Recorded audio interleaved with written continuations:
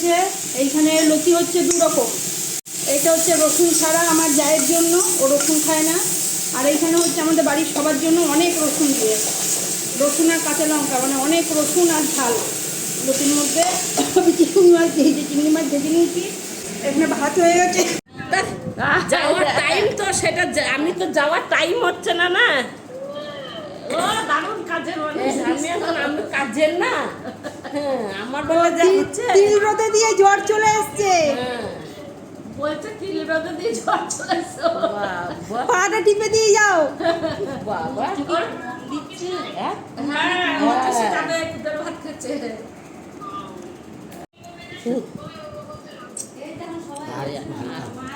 সকালবেলা আসলো, এসে দেখো 1 থালা খাবার, পাতা বাটা আর খুদ, তার সাথে এই যে শুকনো লঙ্কা কালকে রাতে ধুয়ে দিয়েছি। কিন্তু আমি তোমাদের মতো ওরকম করে পাথর বাঁচতে পারি না। তোমরা যদি এমনি এমনি করে করো, ওরকম পারি না। Good morning. এখন 11:35 বাজছে। আমরা এখন বেরোচ্ছি, আমাদের এখানে পাড়ার দুলোর মা এখন বেরোচ্ছে, বাজনা শোনা যাচ্ছে, ওই জন্য আমরাও বেরোচ্ছি। আর এদিকে আর একজনকে দেখো, এই দেখো আমার ছোটো ননদ আজকে চুড়িদার পরেছে, বেশ ভালো লাগছে, সুন্দর লাগছে।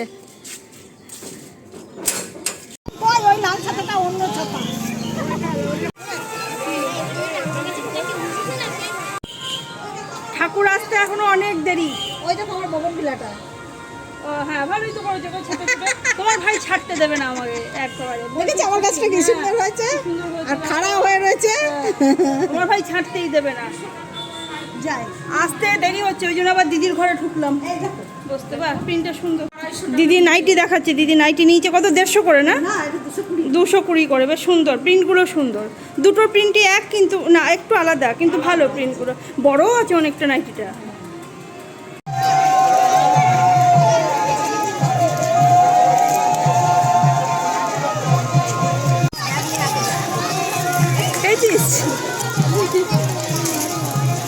আবার ছুটবে, দাঁড়া আবার ছুটবে।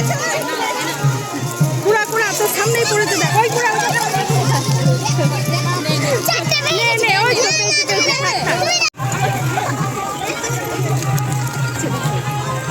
কুড়ে ঠাকুর রে,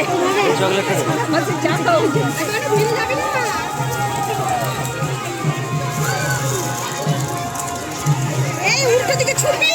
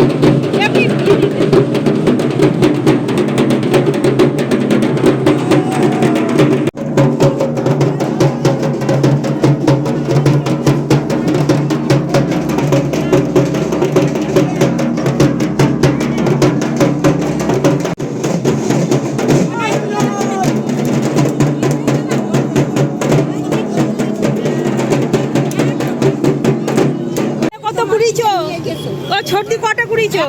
একটা। তুই কটা কুড়িয়েছিস? ও 5টা। আপনি কি চকলেট আর উমলাদি? 2টো। মাসি পেয়েছো? মাসি পায় নাই।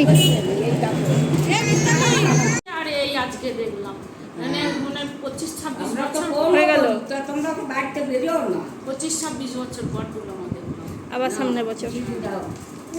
কেমন লাগলো দেখে? ভালো লাগলো। মাকে আবার দেখে ভালো লাগে না?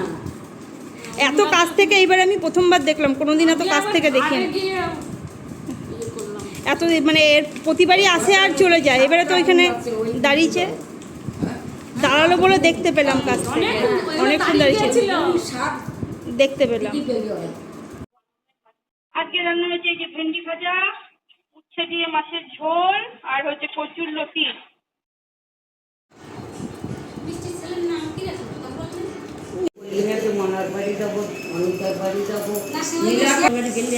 খাওয়া দাওয়া হয়ে গেছে, খাওয়া দাওয়ার পরে এখানে আসর জমেছে এখন সব গল্প। না আমি যদি ঢোকেন তাহলে ওই 20 মিটার নেব। 4:30টার সময় যাবে গো, এরা যা মস্ত যায়। তুমি এসো আবার।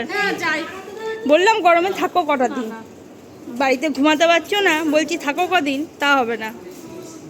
ওই দিয়ে এসো আবার, আর যাচ্ছি না গরমে। পড়তে বসলো আর ভ্যা শুরু হয়ে গেল। বাজে এখন বোধহয় 7টা 7:30 বাজে, দিদিরা সব চলে গেল, আজকে আর থাকলো না। অনেকবার করেই বললাম থাকতে, ছোট দিকে বিশেষ করে বেশিবার করে বললাম যে দিদির গরমে খুব কষ্ট হচ্ছে বাড়িতে।